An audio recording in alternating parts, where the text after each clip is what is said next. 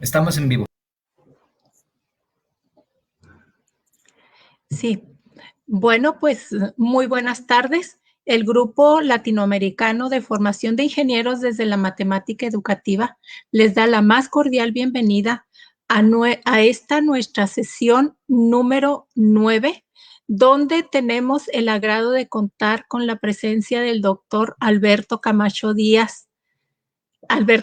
Ríos, perdón. Bienvenido, doctor. Muy contentos de que esté aquí con nosotros el doctor Alberto Camacho.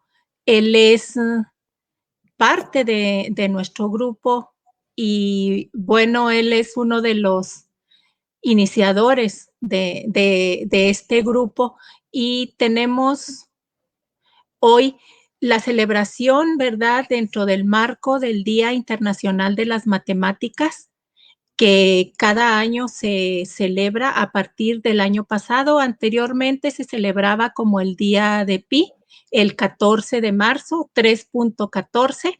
En esta ocasión es la segunda vez que se celebra como el Día Internacional de las Matemáticas, y dentro de este marco el grupo FIME de Formación de Ingenieros desde la Matemática Educativa queremos contribuir a esta celebración, y es por esa razón que el doctor Alberto Camacho está aquí con nosotros. Bienvenido, doctor. Buenas tardes. Muy buenas tardes. Muchas gracias por la presentación y la gentileza de sus palabras, doctora. Sí, me voy a permitir leer brevemente, ¿verdad?, una semblanza curricular del doctor. Él tiene su doctorado en Ciencias en Matemática Educativa por el Centro de Investigación y de Estudios Avanzados del Instituto Politécnico Nacional de México, el CINVESTAV-IPN. Es profesor investigador del Tecnológico Nacional de México, Campus Tecnológico 2. También es profesor investigador por la Facultad de Ingeniería de la Universidad Autónoma de Chihuahua, y actualmente imparte cursos en licenciatura que son ecuaciones diferenciales ordinarias, ecuaciones en derivadas parciales. En maestría está impartiendo un seminario de investigación 1, y en doctorado, matemáticas avanzadas para ingeniería. Sus líneas de investigación: didáctica de la matemática, estudios de metrología antigua. Sus últimos 3 artículos publicados tenemos en el 2019, Fidelidad en el uso de app para la resolución de ecuaciones diferenciales, en la revista Apertura, revista de innovación educativa. Otro artículo también muy interesante: Las pirámides y templos de Gizeh, Flinders Petrie, un arqueólogo del siglo XIX, en la revista Arqueología Iberoamericana. Y últimamente, en el 2020, tiene también una aportación sobre el positivismo mexicano, debate sobre los fundamentos del cálculo infinitesimal a finales del siglo XIX, en la revista ISTEMAT. El doctor Camacho Ríos pertenece al Sistema Nacional de Investigadores desde el año 2004 y en forma ininterrumpida hasta ahora. Muy bien, pues su currículo es muy amplio. Quisimos en esta ocasión presentarlo brevemente y lo tenemos aquí para que él nos hable sobre los efectos transpositivos entre praxeologías, advenimiento del radián. Adelante, doctor Camacho. Pues gracias de nuevo, doctora, por la gentileza en la presentación. Y sobre todo, muy buenas tardes a todos y todas los que se encuentran escuchándonos en esta transmisión, viéndonos en esta transmisión. Efectivamente, ese es el título de la presentación: efectos transpositivos entre praxeologías, el advenimiento del radián. Se ve muy ostentoso el título, pero en cierta medida tiene que ver con la transposición didáctica definida hace algunos años por Yves Chevalard en Francia, y en cierta medida pues ha devenido la misma teoría de la transposición didáctica de unos 30 años para acá en las praxeologías, en esa palabra de praxeologías que se advierte ahí. Voy a platicar más adelantito alrededor de este tema que en lo personal pues lo tengo trabajando ya desde algunos 12, 13 años para acá. No soy un experto en la teoría, pero estos años de leer a Chevalar y de leer sobre todo a otros investigadores también franceses y mexicanos me han permitido reconocer el marco teórico. De hecho, es un tema no muy sencillo, pero voy a tratar en lo posible de hacerlo lo más posible accesible. De modo es que voy a empezar, por ahí aparece mi nombre, mi correo electrónico, el institucional, por si más adelante, después, a pesar de las preguntas que haya, quisieran enviarme alguna pregunta más, alguna reflexión al respecto, las aceptaré con mucho gusto. Tengo algunos objetivos para esta plática. Uno de ellos es mostrar una representación del concepto de Radián ubicado o colocado en la matemática escolar y otras profesiones a lo largo de la primera parte del siglo XIX. Elegí irme a la historia para hacer un recorrido, valga la redundancia, histórico de este concepto y en cierta medida pegarlo a la teoría antropológica de lo didáctico. Otro objetivo es desde la ubicación misma del Radián mostrar evidencia empírica que se justifica con el modelo extendido de la teoría antropológica de lo didáctico, desarrollada también entre Francia y México por Corinne Castella, una investigadora que trabaja en la Universidad de París, y a Benilde Romo, una colega nuestra que trabaja en el CICATA, en el Centro de Investigación, este centro de investigación que tiene un doctorado y maestrías en matemática educativa en la Ciudad de México. Al final me interesa elaborar una caracterización, un estilo de modelización de la definición del Radián desde la perspectiva histórica, así como además de caracterizar su uso en profesiones ajenas a la misma matemática. Esos son algunos de los objetivos que pretendo desarrollar a lo largo de la plática. Para hacernos un poquito a la idea de lo que es la teoría antropológica de lo didáctico, platicaba yo hace rato que esta fue desarrollada más o menos desde hace unos 30 años en Francia por Yves Chevalar, más o menos en los años 80. Y esta continuó en cierta medida desarrollándose, formando incluso a investigadores europeos dentro de la misma línea, dentro de las mismas líneas de investigación de la teoría, y pues ha ido creciendo enormemente. No obstante, la teoría está definida en eso que aparece ahí en la diapositiva como unidad básica de análisis, también reconocida por el mismo Chevalar como praxeología matemática. Maneja algunos términos interesantes, de praxeología matemática, y un término fundamental del que también voy a hablar en un momento más, que es el de institución. Esa unidad básica de análisis contempla 4 elementos en su haber. Como se puede observar ahí, uno de ellos, que sería simbolizado por esa letra griega teta, que tiene un superíndice indicado como TH, que sería algo así relacionado con teoría.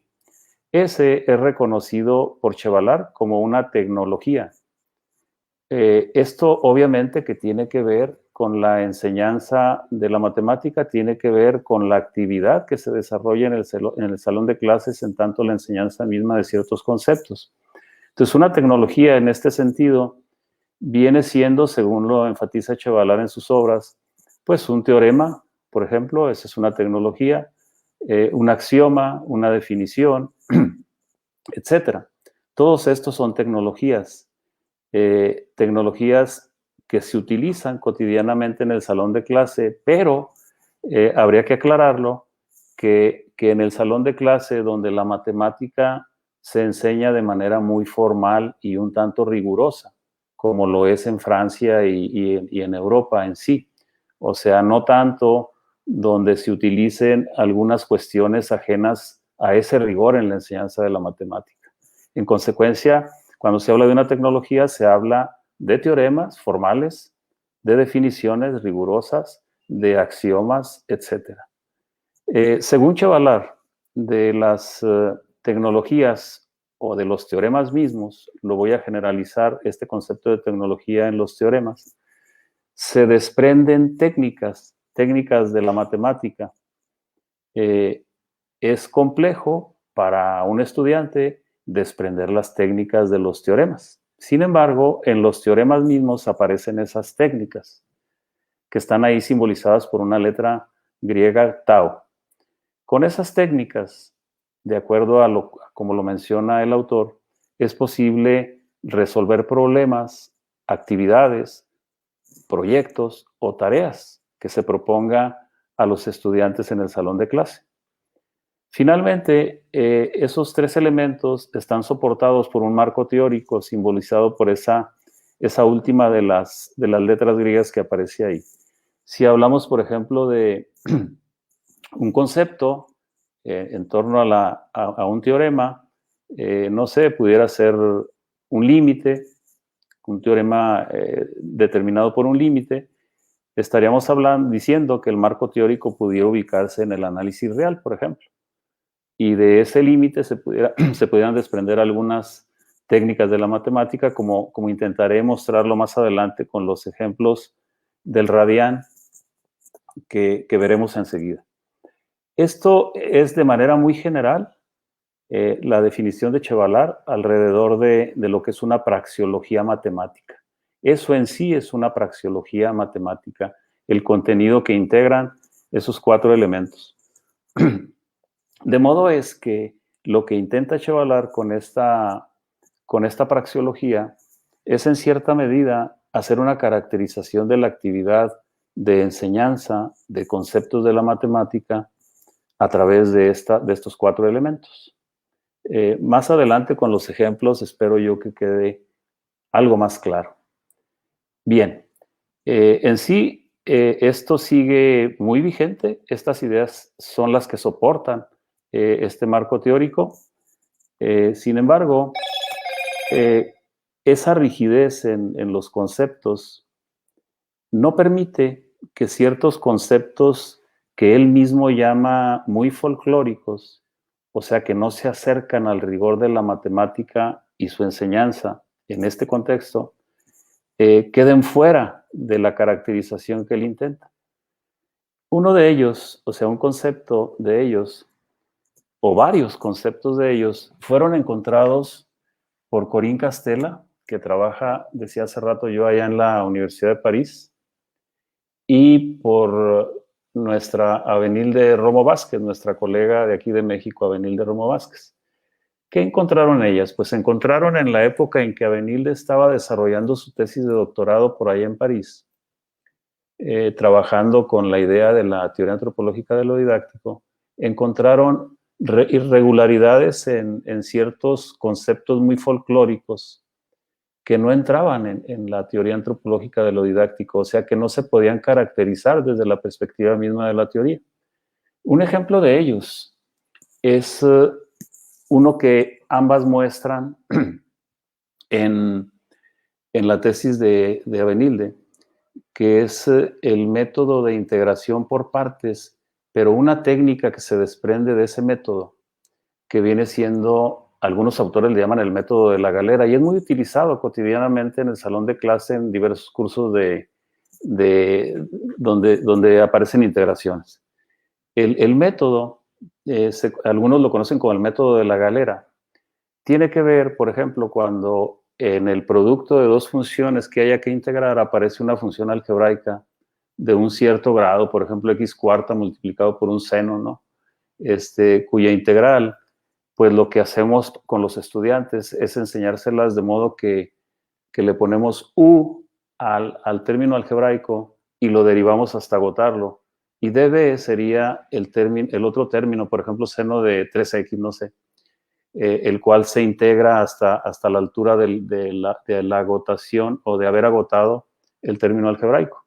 Lo que sigue, de acuerdo a ese método, es cruzar los términos y luego marcarlos con signo positivo o negativo irlos alternando de esa manera y hacer el producto y suma de cada uno de los resultados que quedan. El resultado total de esto que resta, pues es la integral propuesta. Es un método muy utilizado tanto en Europa, allá donde estuvo Avenilde, no se diga donde trabaja también Castella, y acá en México pues es súper utilizado. Yo lo utilizo cotidianamente con mis estudiantes en los cursos de ecuaciones diferenciales porque aparecen integrales de ese tipo. Pero ese método, esa técnica en sí, no tiene una justificación teórica. Eso es lo que encontraron ellas. No tiene una justificación. Consecuentemente, si se deseara utilizarla en una caracterización desde la teoría de Chevallard, pues simplemente no entraría. Hay muchas más técnicas de este tipo que no entran ahí. La mayoría de las técnicas que se desprenden de la física matemática, por ejemplo, no entran en el contexto de la teoría de Chevallard. En consecuencia, lo que ambas hicieron para poder justificar este tipo de técnicas no matemáticas o alternativas es generar o desarrollar o extender el modelo de la TAD de Chevallard y crearon una tecnología práctica que permita justificar ese tipo de expresiones o técnicas. También, al menos ella, Corín Castella y Romo, o sea, de Avenilde, hablan de comunicación o efectos transpositivos o transposiciones, en algunos casos didácticas, en otros casos no, entre praxeologías que existen en el contexto de la TAD y en el contexto no necesariamente de la TAD, sino de otras profesiones ajenas a la matemática. Insisten mucho en esas ideas. Por eso esto de efectos transpositivos lo he retomado y lo he puesto ahí como efectos transpositivos entre praxeologías, pero no entre praxeologías solamente matemáticas en el sentido de Chevallard, sino en praxeologías ajenas a la misma matemática, las cuales también son redefinidas por Castella y Romo. Otro concepto que aparece en la TAD es este concepto de institución. Es de los más importantes en la teoría, porque justamente es definido y retomado desde la idea misma de una institución formal y rigurosa, estas de construidas, ¿no? Como las instituciones donde nosotros trabajamos, ¿no? Por ejemplo, el TEC 2, donde yo trabajo, es una institución. Y es una institución que, a pesar de que pues han pasado generaciones y generaciones de estudiantes por ahí, la institución ahí sigue. A pesar de que profesores se han jubilado, otros por ahí seguimos, la institución ahí sigue. A este tipo de instituciones, como dicen acá en el norte, se les hace lo que el aire a Juárez, ¿no? O sea, no les hace nada el aire, no los tumba. ¿Por qué? Porque al contrario, conforme pasa el tiempo, más se fortalecen. Las van fortaleciendo los mismos humanos con sus actividades, con el academismo que se vive ahí, con el crecimiento, etc. En consecuencia, una institución, desde esta perspectiva, pudiera ser, por ejemplo, un teorema. Un teorema es una institución. ¿Por qué es una institución? Porque en ese sentido el teorema también está tan fortalecido, está tan bien estructurado, que le hacen lo que el aire a Juárez también. O sea, difícilmente se cae el teorema. Al contrario, entre más se usa, más se fortalece. También instituciones son, por ejemplo, mi libro de texto que uso de ecuaciones diferenciales de SIL, es una institución. Conforme el libro se va transformando, va creciendo, se va revisando, se va convirtiendo más en una institución muy rígida. La forma en que nos comunicamos, el lenguaje también es una institución. En fin, hay un sinnúmero de instituciones. En ese sentido, pues, es la palabra institución que aparece cotidianamente en ambos marcos teóricos. Dejaré un poquito ahí la plática de los dos modelos, de todas maneras los voy a seguir retomando. Me preocupo, pues, para darle sentido a la plática, me hago algunas preguntas como las siguientes. ¿Cómo la concepción del radián? Voy a hablar del radián y lo voy a tratar de caracterizar a partir de estos dos marcos teóricos. ¿Cómo es que la concepción del radián, que aparece en las obras elementales, léase libros de texto de trigonometría del siglo XIX, fue transformado en un conocimiento práctico? O sea, pretendo demostrar eso. El radián es un conocimiento práctico que se utiliza en profesiones ajenas a la matemática. Y justamente en esta época en la que lo voy a mostrar. Y además, cómo este conocimiento fue utilizado en algunas disciplinas de la ingeniería, o sea, en estas profesiones a las que me refiero. Para ello, pues me voy a ir a la historia y voy a mostrar algunas, bueno, hice un análisis de diferentes obras elementales, o sea, de libros de texto, principalmente aquellos que se comenzaron a utilizar de matemáticas al inicio de la Escuela Politécnica Francesa. Para ello, analizo dos obras de Lacroix, un autor de una buena cantidad de libros de texto que le publicaron a lo largo de los primeros años de vida de la Escuela Politécnica. Ahí analizo dos, uno que le publican en 1799, antes de cerrar el siglo XVIII, y otro en 1807. También analizo uno de otro autor, que también fue profesor de la Politécnica, de apellido Bourdon, y otro más de Furcy, que le publican en 1836. Eso es en cuanto a libros de texto para la enseñanza de la matemática en esta institución. Otros dos libros que no, bueno, sí, en parte fueron libros de texto, pero también son libros de conocimientos, digamos, más enfocados a otro tipo de ciencias. Un libro de Francisco Díaz Covarrubias, que fue mexicano, publicado en 1896, y otro de un norteamericano de apellido Chauvenet, que se lo publican en 1863. Toda esta bibliografía tiene que ver con trigonometría, tiene que ver con geometría elemental, tiene que ver con topografía, con geodesia y astronomía, que eran las, digamos, ciencias más utilizadas y aplicadas en esta época. Para empezar, me voy ya al tema ahora sí. Voy a hablar del trabajo de Lacroix en una de sus primeras obras, en el Tratado de Trigonometría, que aparece por ahí su portada en el lado derecho de la presentación. Él, al inicio de la obra, del texto, para justificar lo que pretende describir en torno a la trigonometría, o sea, para darle una orientación a la trigonometría, considera medio arco de círculo, o sea, media circunferencia, a la cual va a ir partiendo de manera dicotómica, o sea, como una dicotomía, va a ir seccionándolas y va a ir disponiendo de la longitud del arco que va quedando, y además esa longitud del arco la va a tratar de igualar con el seno del mismo arco u ángulo.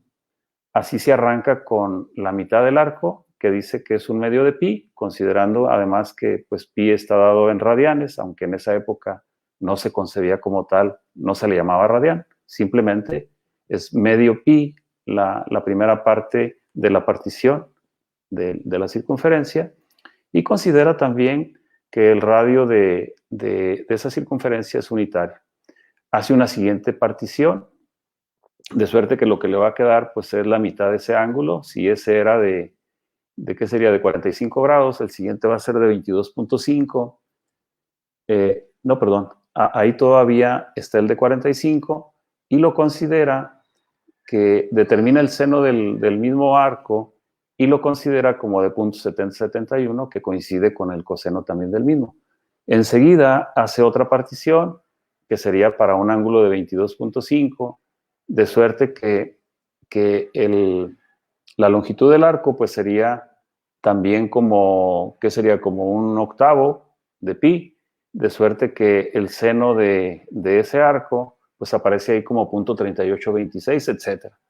Y él dice ahí, continuando con la presión de cada arco en dos partes iguales, no llegaremos sobre ninguna de las partes de los cuadrantes y tendremos solamente arcos cada vez más pequeños, los cuales por esta razón se aproximan sin cesar a ser iguales a sus senos. Y luego se atreve y dice, en la 14ª partición, por ejemplo, llegamos a un arco que es 1 sobre 16.384 del cuadrante, donde el seno de ese arco es 0. Y aparecen como 5 ceros y luego un 9 y una serie de cifras más. Eso es menor por consecuencia que 0.4 ceros y un 1. La pequeñez de este arco es tal, dice, que no diferirá de su seno hasta la 12ª cifra decimal. Con esto, él intenta darle una orientación a su libro de trigonometría. De hecho, con esto inicia el libro de trigonometría. ¿De qué está hablando entonces ahí Lacroix? Pues está hablando que la diferencia entre la longitud del arco menos su seno, el seno del mismo arco, va a ser menor a una diferencia que yo pueda establecer o que él mismo podía establecer, que le llama delta. Esto que lo pongo yo ahí en términos de esa literal para A como el arco y seno de A para su propio seno, menor que un delta, viene aclarado en su libro de geometría, en los elementos de geometría que aparecen en la parte baja de la diapositiva en la parte derecha. Ahí él aclara y dice que si dos magnitudes invariables A y B son tales que se pueda probar que su diferencia A menos B sea menor que una tercera magnitud delta, por pequeña que pueda ser esta última, esas dos magnitudes van a ser iguales entre ellas. Pero esas dos magnitudes van a ser iguales entre ellas, obviamente, que en cierto límite. En cierto límite. ¿Cuál límite? Pues cuando el arco tienda a hacerse cero. En ese límite van a ser iguales. Bien, dejo a Lacroix por ahí y me voy a ver algo que es una consecuencia de esto que plantea Lacroix en la obra de Bourdon. Bourdon retoma la misma idea. El problema de Lacroix es que él no determina el valor de la diferencia entre el arco y su seno. Y Bourdon sí lo va a hacer, sí lo hace en su libro de trigonometría rectilínea y esférica que aparece por ahí, la portada señalada. Él dice que realmente hay muchas más cantidades, y al menos habla ahí, dice, de 3 cantidades que tienden sin cesar hacia la unidad a medida que el arco disminuye. Y además, cuando el arco es menor que una magnitud dada, esas relaciones difieren entre ellas de la unidad, de una cantidad menor que toda magnitud dada. En otras palabras, esas 3 relaciones tienen por límite común a la unidad. ¿Cuáles son esas magnitudes? Pues las caracteriza muy bien, las establece muy bien. El límite cuando el arco tiende a 0 del arco mismo entre su seno, y el límite cuando el arco tiende a 0 del arco mismo entre la tangente del mismo. Eso en el límite es igual a 1. Observen que la forma de establecer el límite es un poquito diferente a la concepción que tenemos de ese límite, perdón.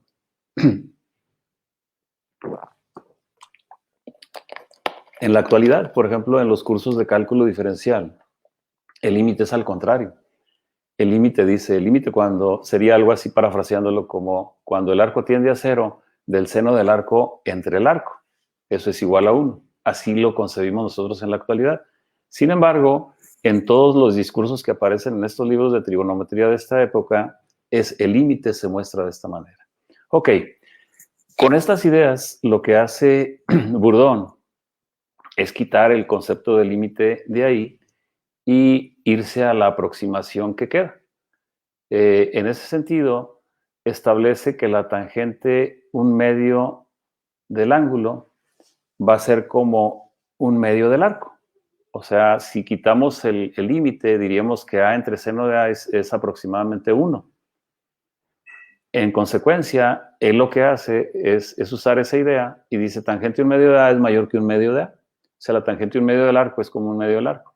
Y con eso, y utilizando algunas identidades y haciendo desarrollos algebraicos, llega a establecer el valor de la diferencia en la forma en que aparece hasta el final, al final aquí de la diapositiva. O sea, A el arco menos su seno es menor que un cuarto del arco mismo elevado al cubo. Esto que sería delta, ¿no? Delta como un cuarto del arco al cubo. Es una muy buena determinación del valor de la diferencia.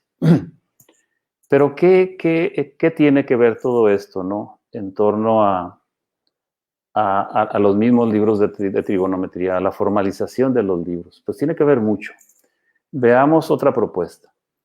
El siguiente libro es de este autor que no era francés, al parecer era haitiano, de Furcy, el cual le publican en 1836. Él retoma todas estas ideas, tanto las de, a pesar de que la diferencia en fechas entre las obras no es la misma, o sea, hay diferencia en torno a las fechas, él retoma las ideas de tanto de Lacroix como de Bourdon y va más allá. Él quiere primero, o sea, lo que quiere hacer es determinar el seno de 10 segundos y para ello determina el valor del arco de 10 segundos. Para ello utiliza un valor de pi como 3.1415, etcétera, como con 15 cifras después del punto decimal o después de la coma decimal como aparece ahí. Y toma además el radio por unidad en una media circunferencia de manera semejante a como lo hace Lacroix. De modo que dice, el arco de 10 segundos, o sea, él quiere determinar un arco muy pequeño, va a ser como pi, o sea, el arco en sí, o sea, los 10 segundos multiplicados por pi y divididos entre 180 grados, pero convertidos a segundos, que son 648,000. De modo que el resultado de esa expresión, o sea, la disposición del arco de 10 segundos en radianes, aunque la concepción de radián, la palabra radián no existía en esa época, pues le queda ahí como aparece después de la igualdad, como 0.4 ceros, un 4 y una serie de términos más, con esa aproximación. De modo que eso le va a permitir determinar el seno de 10 segundos. El seno de 10 segundos lo establece primero determinando la diferencia, que es igual a un cuarto del valor del arco al cubo. Determina la diferencia, que le queda como 0 punto con esa cantidad de ceros y un 32 al final. De modo que lo que hace es pasar el valor de la diferencia restando al valor del arco, así como aparece ahí. Y le queda que el seno de 10 segundos es mayor que esa cantidad, o sea que el seno, haciendo la operación o la resta de valores, le queda que el seno de 10 segundos es como 0.4 ceros, 48, 48, etcétera, ¿no? Así le queda el seno de 10 segundos. Se deja ver, dice él, que el seno de 10 segundos va a comenzar a diferir del arco hasta la 13ª cifra decimal, en una unidad de más. De modo que se puede fijar el seno de 10 segundos con esa aproximación, o sea, cambiando ya de la 13ª cifra decimal en adelante, como aparece allá al final de la diapositiva, como 0.4 ceros y una serie de cifras más. ¿Cuál era la intención en todo esto? Pues, desde Lacroix hasta de Furcy, pues determinar el valor de una función trigonométrica de un ángulo muy pequeño como este. O sea, esa era toda su intención. ¿Por qué razón? Pues hay dos razones ahí fundamentales. Una primera, aparece en estos discursos, aparece el factor pi sobre 180, donde 180 se puede colocar en minutos o segundos, dependiendo del arco, en qué unidades esté, y multiplicándolo por el arco mismo, pues determinarlo o establecerlo en radianes. Eso que es cotidiano para nosotros en la actualidad. Pero ese factor, o sea, esa determinación del ángulo en radianes, es lo mismo que utilizar el seno del mismo arco para convertirlo en radianes. O sea, si utilizo seno de A, llego a lo mismo que si multiplico A por pi sobre 180. O sea, las dos posibilidades las tengo ahí dispuestas en la diferencia original establecida por Lacroix en función del límite que he platicado. De modo es que lo que se puede entresacar de aquí es que es que las dos expresiones son una misma, El problema es que para esta época ambas expresiones pues son aproximadas.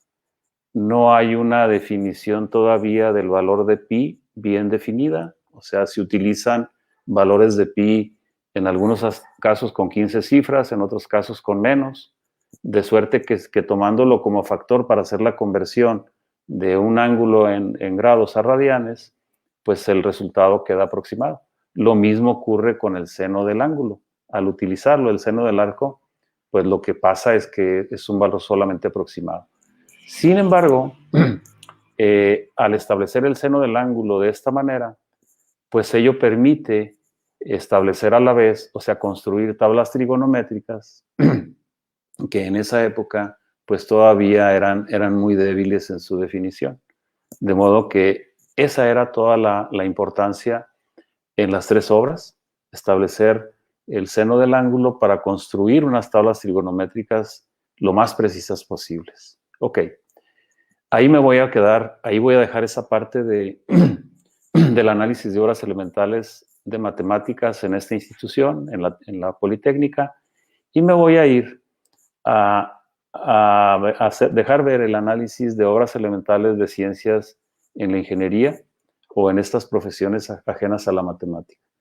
Voy a platicar de dos obras de Chauvenet, este norteamericano que mencionaba hace rato, una de 1850, que es una obra de trigonometría plana y esférica, y otra de él mismo, que es de 1863, que es una obra de astronomía. Ambas muy utilizadas en las universidades de Washington y Filadelfia en esas épocas. Y la otra, la última, que sería la de Díaz Covarrubias, que es su tratado elemental de topografía, geodesia y astronomía. Voy a platicar primero de la trigonometría de Chauvenet de manera muy general. Chauvenet construye su propia obra siguiendo las mismas ideas de los autores franceses que mencioné ahorita. Se nota claramente la evidencia de lo que se menciona tanto en Lacroix, en Bourdon y en De Fussy. Se nota la evidencia aquí, o sea, él retoma todas las ideas para construir su libro de trigonometría. Perdón. En la obra de trigonometría, él dice, o sea, prácticamente hace un enunciado del factor que utilizamos actualmente para hacer conversiones de ángulos a radianes. Por ejemplo, utiliza el cociente de 180 grados entre pi, con esa aproximación de pi, y determina el valor de un radián en grados, lo convierte también a minutos y a segundos. Sin embargo, él no le llama radián. Todavía en esta época la definición de radián no existe. Esa ocurriría hasta más o menos 1870, cuando un físico inglés le daría esa connotación. También hace conversiones entre ángulos a radianes y el caso inverso. Dado la magnitud del arco en radianes, lo puedo convertir a grados, como se deja ver al final de la diapositiva. Eso es muy común en su libro de trigonometría. Y con eso también logra establecer unas tablas mucho más precisas que de aquellos que le antecedieron, sobre todo los franceses. Con esas identidades que aparecen ahí, determina el seno de 2 minutos, el seno de 3 minutos, etcétera, hasta construir tablas trigonométricas de valores angulares mucho más grandes. Utiliza estas ideas y logra establecer muy buenas tablas trigonométricas. De modo que, más o menos en esta época, a mediados del siglo XIX, el problema de establecer tablas trigonométricas bien precisas ya no va a ser un problema como sí debió haber ocurrido en la época de la definición de la escuela politécnica, o sea, los primeros, digamos, 30, 40 años en las que las tablas eran todavía muy endebles. Muy bien.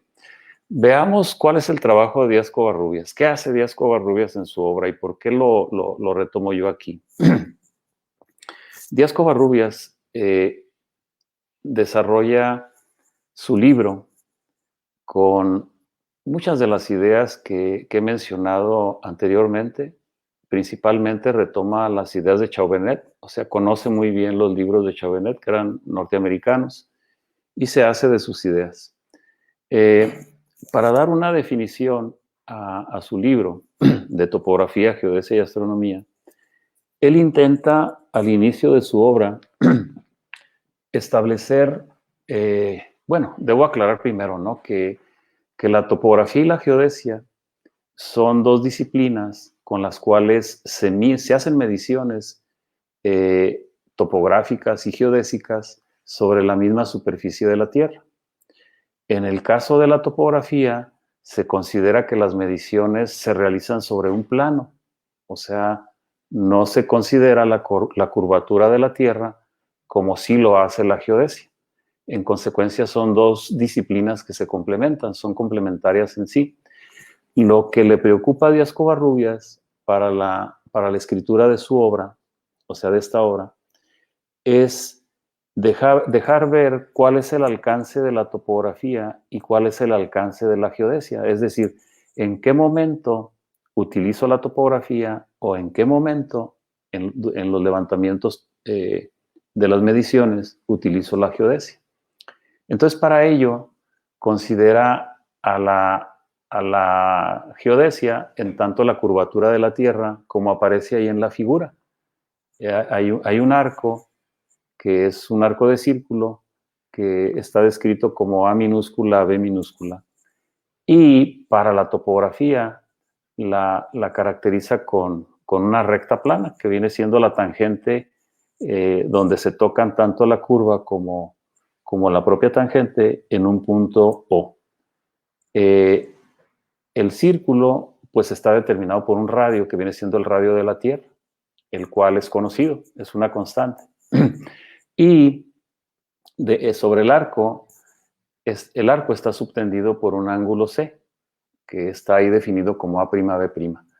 Hace esa construcción geométrica ahí y obviamente que hay pues algunas relaciones geométricas y trigonométricas interesantes. Lo que a él le preocupa es determinar la diferencia que hay entre ambas distancias, o sea, entre la tangente AB y entre el arco AB. Así lo declara como D igual a AB menos AB, minúsculas. Esa es su preocupación y utiliza algunas relaciones geométricas y trigonométricas, de modo que, por ejemplo, aquí ya en la expresión 2 que aparece en esta diapositiva, logra determinar la diferencia a partir de una expresión trigonométrica como la tangente 1/2 de C menos C, o sea, eso que aparece ahí en el paréntesis multiplicado por el radio de la Tierra. Observen ahí que hay un problema fuerte alrededor de la homogeneidad entre los valores que ahí aparecen. O sea, el arco C que aparece en la tangente aparece también como de manera muy aislada, como C solamente. No es claro si son radianes o son ángulos. Y el radio además viene a dar al traste con todo porque pues es una magnitud lineal. Con ese problema, lo que hace Díaz Covarrubias para tratar de aclarar esa situación es considerar la tangente 1/2 de C como un desarrollo de potencias que aparece acá abajo como tangente de m igual a m más 1/3 de m cúbica, etc. Y con ese desarrollo toma los dos primeros valores del mismo y los cambia por la tangente 1/2 de C. Lo sustituye ahí y le va a quedar acá abajo como D igual a 1/12 de R por C cúbica, ya como la diferencia que busca entre la tangente y el arco mismo. Pero para evitar de nuevo el problema, porque el problema ahí persiste, C o está dado en grados o está dado en radianes. No es claro, o sea, lo tiene que aclarar. Y R además pues está dado en metros. Entonces lo que hace es multiplicar la expresión que aparece ahí en el número 3 de la diapositiva, dado que el ángulo está elevado al cubo, multiplica toda la expresión por el seno de 1 minuto elevado al cubo, porque va a considerar los ángulos o el ángulo C dado en minutos. Entonces lo va a multiplicar por el seno cúbico de 1 minuto. Eso que aparece ya casi al final de la diapositiva. Dado que el radio es una constante y el 1/12 también, entonces le va a quedar una constante también, que la nombra con esa letra que aparecía ahí, con esa P, y la distancia le queda como P por C cúbica.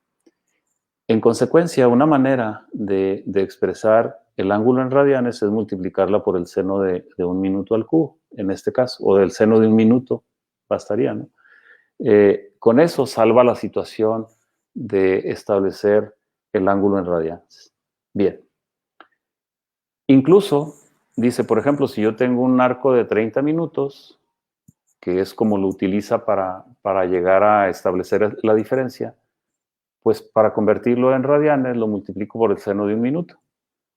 Eso que me va a quedar va a ser el arco dispuesto en partes del radio. Actualmente diríamos que está dado en radianes, en partes del radio.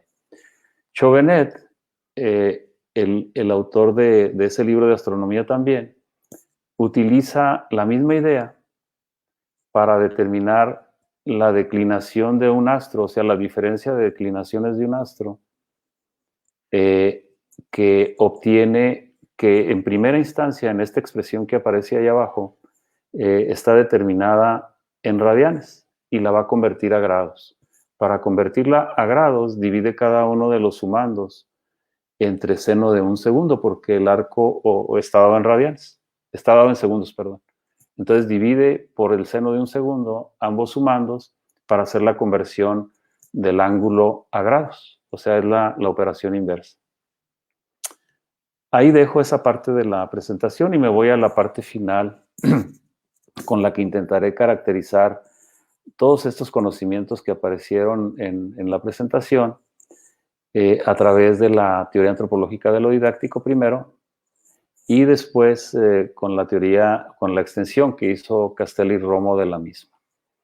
En principio, yo estimo que el límite cuando el arco tiende a 0 de A o sea, del arco mismo entre su seno igual a 1, para mí es una tecnología teórica en el sentido de Chevalar. Puede ser un teorema, puede ser una definición, eso depende del contexto en el que se vaya a utilizar. Aparece en un libro de texto, de modo que desde la perspectiva de la teoría vendría a ser como la tecnología, definición, teorema, etc. De ahí, de ese teorema o definición, se va a desprender una técnica que es la declarada por el mismo Lacroix, que viene siendo la diferencia entre el arco menos su seno, muy aproximado o muy parecido a una diferencia delta. Esa diferencia está expresada ahí. Pero de esa técnica se desprenden otras 3 técnicas. Está compuesta por 3 técnicas a la vez. Una primera es la definición misma del arco que se dispone en radianes, que se multiplica con pi sobre 180, que es el factor por el cual se multiplica el arco para convertirlo a radianes, o pi sobre 10.800 en minutos, o pi sobre 648.000 en segundos. Esa sería una primera técnica para acomodar el arco o el ángulo en radianes. La otra es el seno del arco, que conduce a lo mismo prácticamente. Y finalmente la tercera, que viene siendo el valor de la diferencia, que viene siendo, o el valor en este caso del seno del arco, perdón, que viene siendo como mayor del arco mismo menos 1/4 de A cúbica, tal y como lo definió Bourdon, incluso de Furcy. Enseguida pongo la técnica utilizada por de Furcy para establecer el seno de 10 segundos. La reitero de nuevo, la había comentado hace rato. Entonces, lo que hace de Furcy con toda esta argumentación es determinar el seno de 10 segundos. Esa que sería la actividad a desarrollar desde la perspectiva de la teoría antropológica. Esa sería como la tarea, el proyecto, la actividad que quiero desarrollar. Entonces, ¿qué era lo que quería desarrollar? ¿Qué era lo que quería hacer? Pues determinar el seno de 10 segundos con todas esas opciones discursivas. Eso sería en el contexto de los libros de texto. En el sentido de las otras profesiones donde se utiliza la técnica, la segunda técnica, o sea, el seno del ángulo, para hacer conversiones del ángulo en radianes y viceversa, desde la perspectiva de Corín Castella y Romo, yo considero que se toma prestada en estas profesiones esa técnica, o sea, la técnica que aparece en los libros de texto de matemáticas, se toma prestada para ser utilizada en estas profesiones. Para justificar esta prestación de una institución a otra, desde la perspectiva de la teoría antropológica extendida de Castella, yo considero, de acuerdo a cómo aparece en su propio esquema de estas autoras, que la técnica 2, o sea, el seno del ángulo, se está tomando prestado por la astronomía, la geodesia y la astronomía, tal y como aparece ahí en el esquema. En ese sentido, la técnica aparece tanto en el contexto de la enseñanza como en el contexto de uso de la misma técnica en estas profesiones. Eso que quedaría justificado desde la teoría, desde la extensión que hacen de la teoría estas autoras que menciono. Pues ahí termino. De todo esto que he platicado, comentado de manera muy general, me restan algunas preguntas que surgen de la misma presentación. Una primera de ellas es, ¿para qué sirve una caracterización o modelización de las actividades matemáticas y extramatemáticas como las que he mencionado? O sea, ¿para qué todo esto? ¿Qué sentido tienen para nosotros que nos dedicamos a enseñar matemáticas? Y la otra, que se la hace la misma Castella, ¿será posible devolver estos conocimientos matemáticos al salón de clases? ¿Y cómo hacerlo? Si fuera posible, ¿cómo hacerlo? Yo creo que esta última pregunta toma mucho sentido, sobre todo porque pues el concepto de radián en la enseñanza, tanto desde los niveles básicos de preparatoria, por ejemplo, incluso en secundaria en diversos países, como en el nivel superior, hace mucho ruido. O sea, el problema de la homogeneidad entre los elementos que se encuentran en un problema, por ejemplo, hace que los estudiantes revuelvan ángulos con radianes y revuelvan unidades de diferente orden y caigan al traste, o sea, equivoquen rotundamente en la solución de diferentes problemas. Esto está documentado en algunos artículos como estos que se muestran ahí, algunos de ellos de investigadores mexicanos, de sus propias tesis de maestría, o en otros casos algunos artículos en los cuales se menciona dicha problemática, la cual pues solamente es mencionada, no se hacen propuestas para minimizar la problemática misma. Pues bien, ahí dejo la plática y me sumo a sus preguntas. En caso de que las hubiera, con mucho gusto intentaré comentarlas, desde luego. Les agradezco mucho su tiempo para escuchar esta plática.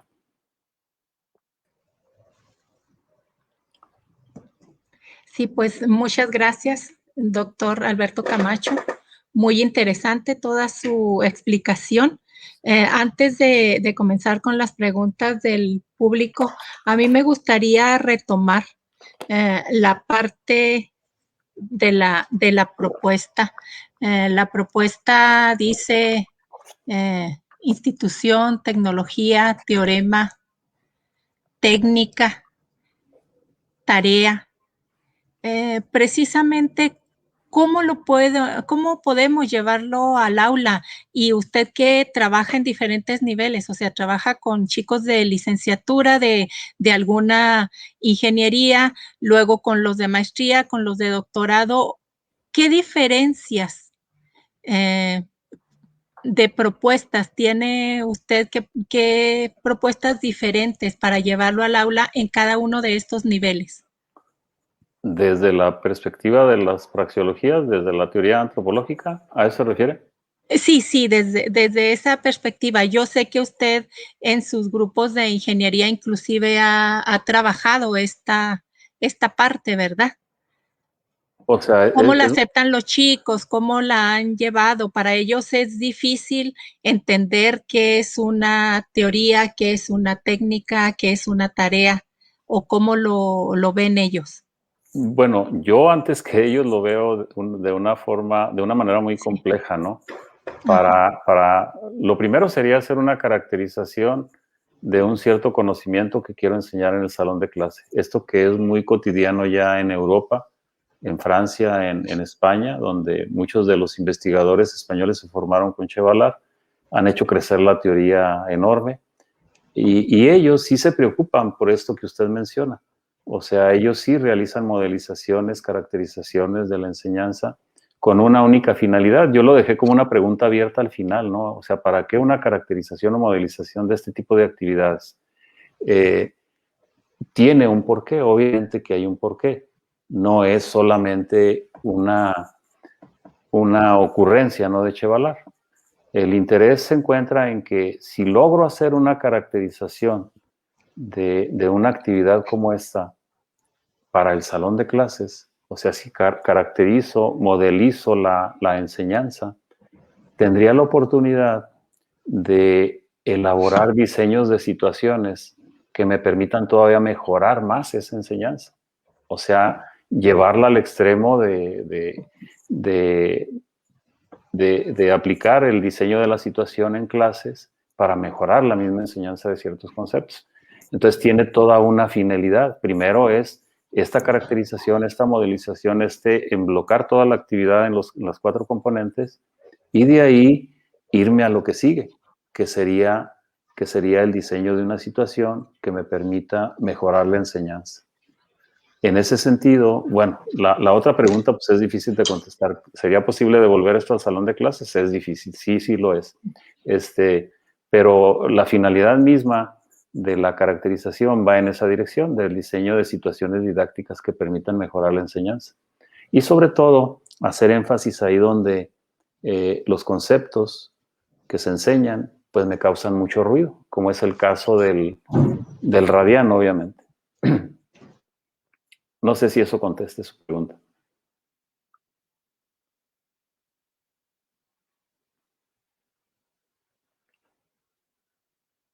Ya no le escuché, doctora.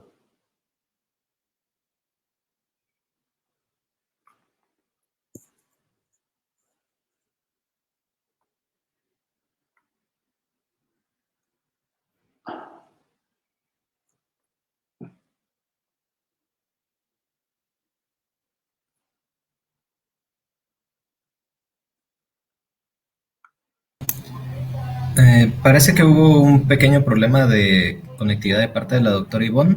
Ajá. Vamos a esperar a que se vaya solucionando. Mientras, le voy a leer las preguntas del público.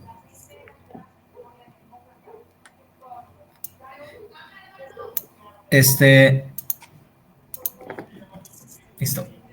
Rocío Magali Cabral nos dice, buenas tardes, doctor. Ya que todo se resuelve con calculadoras muy completas o con aplicaciones y se deja de lado el adentrarse en la diferencia entre el radiano y los grados, ¿cómo podemos incluir un entendimiento de forma práctica? No, pues lo que mencionaba yo ahorita al final, ¿no? O sea, sería muy complicado utilizar esta idea que aparece en estos libros de texto de estas épocas, utilizarlos en la actualidad. O sea, de hecho, el seno del ángulo utilizado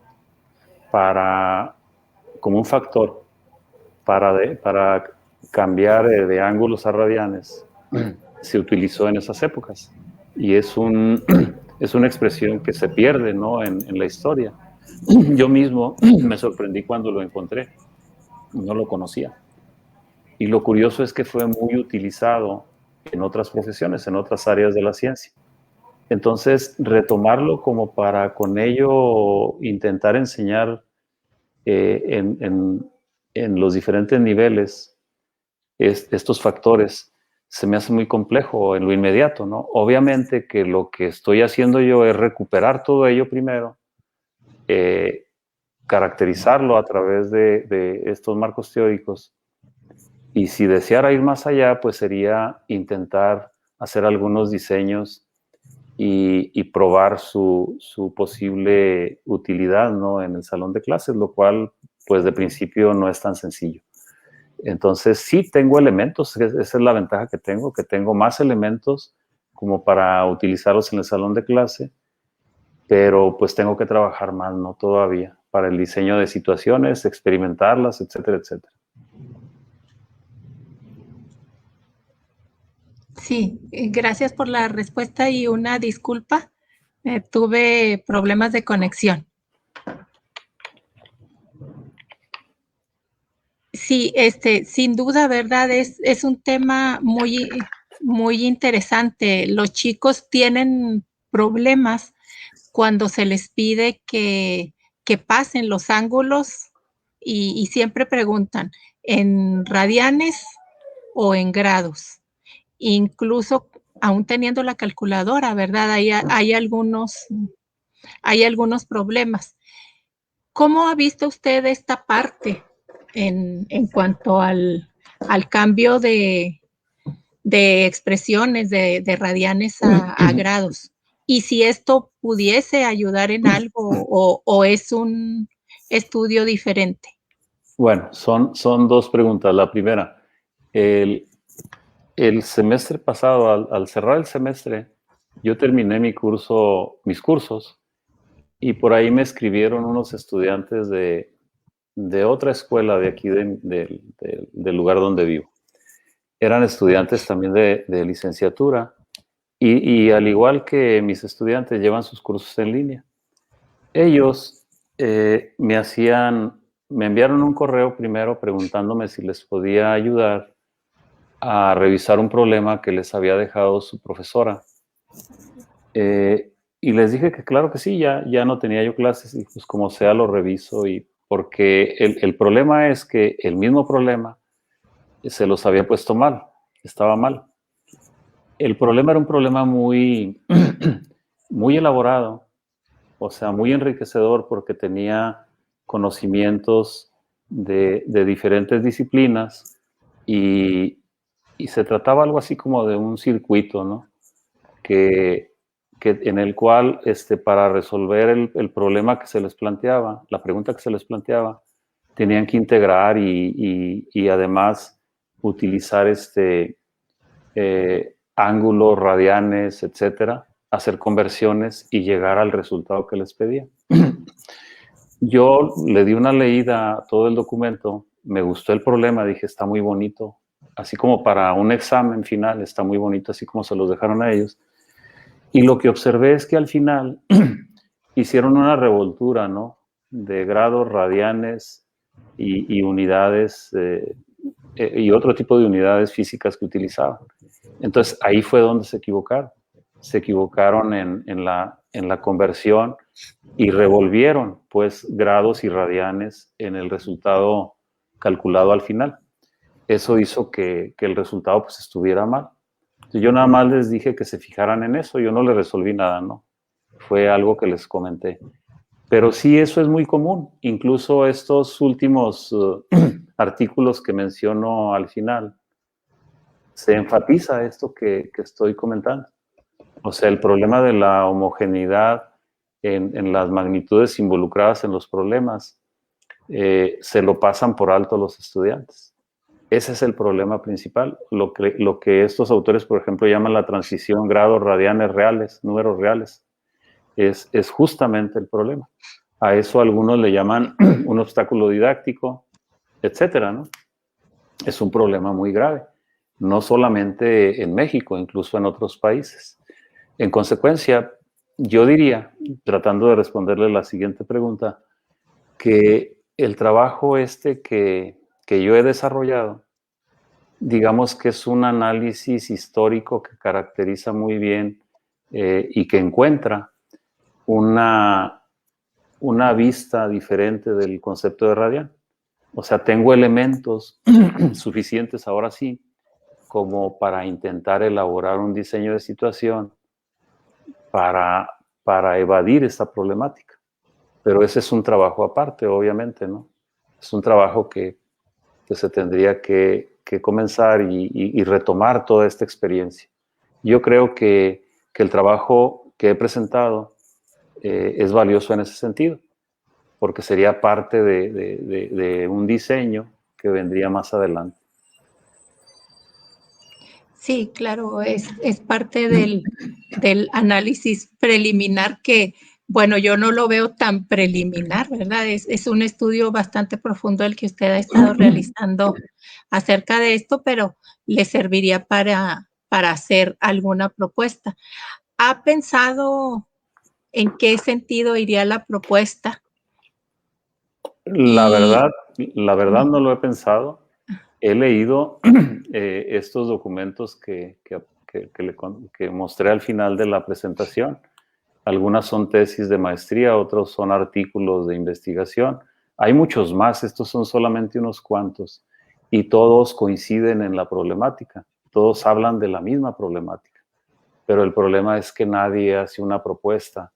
Y yo creo que lo que falta en estos documentos es un análisis, como usted lo mencionó ahorita, preliminar más profundo, donde se investigue incluso el propio origen del concepto de radian y su uso desde 1870, creo que es cuando se le da esa connotación. Y ya desde antes pues existía la forma, como lo mostré, de cambiar de grados a radianes. Yo creo que eso es lo que falta en estas investigaciones. Me da la impresión de que en los casos de artículos, pues sí son artículos muy buenos, pero falta profundizar, faltan componentes de estudio. Y creo yo que pues es un trabajo muy extenso, o sea, no es fácil decir voy a hacer un diseño de situación y como sin más elementos de un análisis preliminar, pues no lo puedo hacer, o sea, tengo que profundizar demasiado y eso roba mucho tiempo. O sea, este trabajo es trabajo de meses, ¿no? De meses de estar ahí leyendo, documentando, etcétera, ¿no? No es tan sencillo. Entonces se requieren muchos más meses para un buen diseño de situación. Y también depende, ¿verdad?, del nivel al que lo vaya a llevar, si es, como le comentaba ahorita, para los chicos de ingeniería o para los estudiantes de maestría, para quien está haciendo ya un doctorado, pues va cambiando la visión. Tenemos aquí un comentario de Diana del Carmen Torres Corrales y menciona: buenas tardes, doctor Camacho, gracias por compartir los resultados de su investigación y reflexiones. La matemática está al servicio de la ingeniería y a su vez la trigonometría está al servicio de otras ramas de la matemática misma. Sin duda, una matemática que permite resolver problemas diversos donde se modelen ángulos y distancias, pero su aprendizaje se da con base en mnemotecnias y esto hace que no tenga sentido las relaciones geométricas que tiene. Saludos de parte de Diana. Bueno, como usted sabe, el tema, ella ha estudiado mucho, ¿verdad?, lo que es la trigonometría, y en este sentido, pues tenemos también ahí una estrecha relación con los radianes. No, al contrario, muchas gracias por la reflexión, me parece muy interesante, muy, muy interesante, muy valiosa sobre todo. Sí, Olda Cobian dice: hola doctor, saludos y un abrazo a la distancia. ¿Ha identificado algún tipo de tarea matemática o no matemática que pueda ser llevada al aula para el tratamiento de la enseñanza de los radianes, sobre todo en ingeniería? Bueno, lo que identifiqué fue esto que comenté en la plática, dos concepciones que van mutuamente relacionadas, el arco y su seno, los cuales al menos el seno del ángulo se utiliza como el factor para hacer la conversión de grados a radianes en toda esta época que mencioné, lo cual pues en la actualidad no se encuentra, al menos en los discursos, no aparece, se perdió por ahí. Y el otro que ya estaba, que es el que utilizamos nosotros como el pi sobre 180 como un factor multiplicado para el ángulo para hacer la conversión a radianes. Estos dos están muy vivos en las dos épocas. No existe la definición de radián como tal, o sea, no se precisa, pero sí es muy enriquecedor este encuentro que hago yo de los dos factores. Y yo creo que se pueden utilizar en algún diseño en un momento dado, pero yo con los diseños creo que hay que ser también muy cuidadoso, muy cuidadoso, no irse con la idea de explorar hacia un inmediato, sino sí reflexionar muy bien sobre los diseños y sobre todo conociendo muy de fondo la problemática en sí en el salón de clase. Muchas gracias por la pregunta, Olda. E igualmente un saludo desde acá también a la distancia. Un abrazote. Sí, gracias, Olda. Gracias, doctor, por la respuesta. Tenemos un comentario de Luis Fernando Plaza desde Colombia y él menciona, si el uso de la calculadora es visto como medio técnico en el proceso de enseñanza-aprendizaje de la matemática, el no uso adecuado podría verse como un obstáculo. Sí, hay algunos artículos que mencionan esto último que comenta Fernando, relacionado con el uso de la calculadora. O sea, es muy útil la calculadora para hacer este tipo de cambios, pero la calculadora misma tiene esta problemática. O sea, no es claro cuando el estudiante determina grados o intenta hacer conversiones utilizando las teclas de la calculadora. A veces también la calculadora misma confunde a los estudiantes, como que debiera existir una tecla en la calculadora misma que ayude a hacer este tipo de conversiones, lo cual no existe. Y lo que existe en las teclas mismas hacen esta confusión en los estudiantes, o sea, propician la confusión. Y a mí me parece incluso que algunos de los profesores en los diferentes niveles no reconocen de fondo la problemática y al no reconocerla propician el problema, o sea, hacen que el problema vaya más allá en los estudiantes. Gracias, Fernando, por el comentario. Sí, otro comentario de Ramiro Saldaña. Él menciona en el problema del péndulo se usa la aproximación seno de x menos x cuando x tiende a x, a 0 y da buenos resultados hasta cierto punto, aunque casi nadie precisa para qué valores de x es buena esa aproximación. ¿En qué situaciones prácticas considera que se necesita una mejor aproximación para el seno de x? Yo creo que... Sí, recuerda el problema. Bueno, no lo recuerdo muy bien. Bueno, me parece muy interesante que se utilice la misma expresión en un problema como este del péndulo. Yo creo que debe haber más acercamientos como el que menciona Ramiro, ¿no? Se me hace muy interesante. No lo conozco, pero de hecho ahí aparece la misma idea expuesta originalmente por Lacroix. Y yo quise hacer un recorrido histórico mucho más allá, pero ya no me alcanzó el tiempo, ¿no? Para tratar de reconocer esta diferencia así en la forma en la que la exhibe Lacroix, pero ya no me dio el tiempo. Me da mucho gusto, Ramiro, que lo comentes. Me parece muy interesante. Convendría retomarlo y ver no solamente en estas disciplinas que mencioné, sino cómo también en este problema del péndulo aparece la misma diferencia. Un saludo, Ramiro. Me da mucho gusto sí, gracias. la pregunta. Otra pregunta de Diana. ¿Identificó elementos que muestren el cálculo construcción geométrica del arcoseno? No, bueno, sí encontré en algunos casos en una obra ya más actual, aparece sí la construcción o sea, la definición del arco del arco de círculo a través de funciones trigonométricas como el arco seno, el arco tangente, no recuerdo otras, en un libro de un autor alemán de apellido Dorfling, así se apellida. Es un libro más o menos de los años 40 de este siglo, del siglo pasado, y habla de esto que menciona la doctora Diana. Es muy interesante, pero ya no le di yo más alcance, al menos en esta discusión que mencioné en la presentación.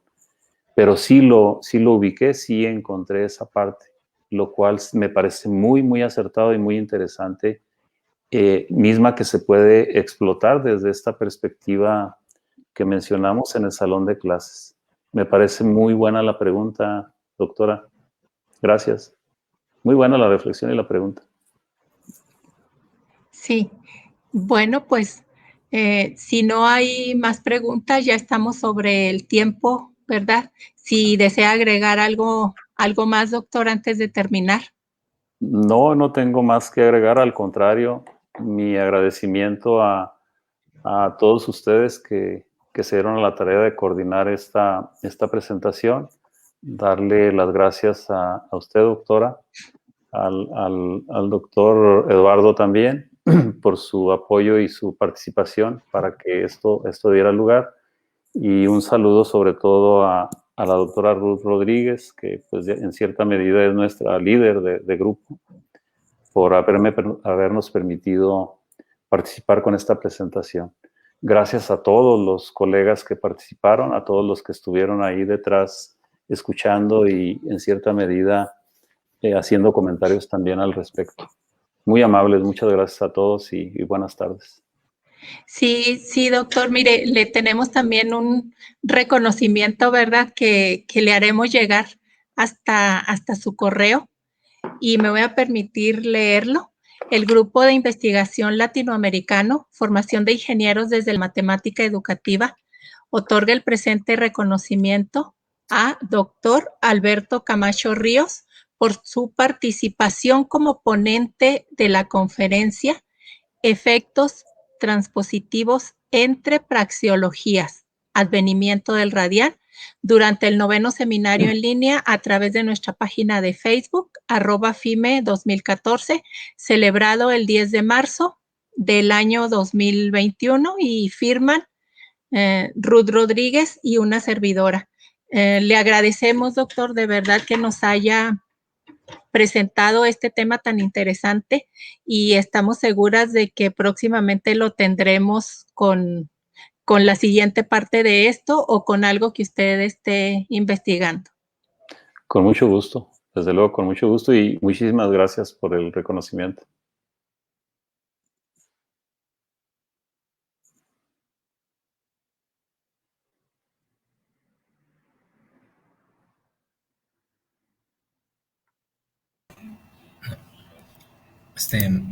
Agradecemos a nuestro público, agradecemos también a quienes enviaron sus preguntas y a todos los que nos han acompañado.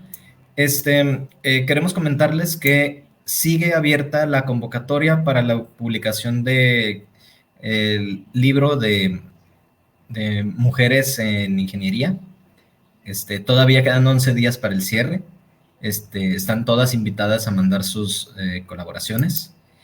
Y también los invitamos de la manera más atenta a la próxima sesión del seminario, que será durante el mes de abril, que va a ser también una sesión especial, dado que será dedicada al STEM en la formación de niños.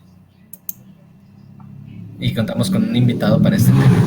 Doctor Camacho, muchas gracias por su participación, por su conferencia, estuvo muy interesante. Y pues quedamos para las próximas sesiones y estamos pendientes de su trabajo también. Al contrario, Eduardo, muchas gracias.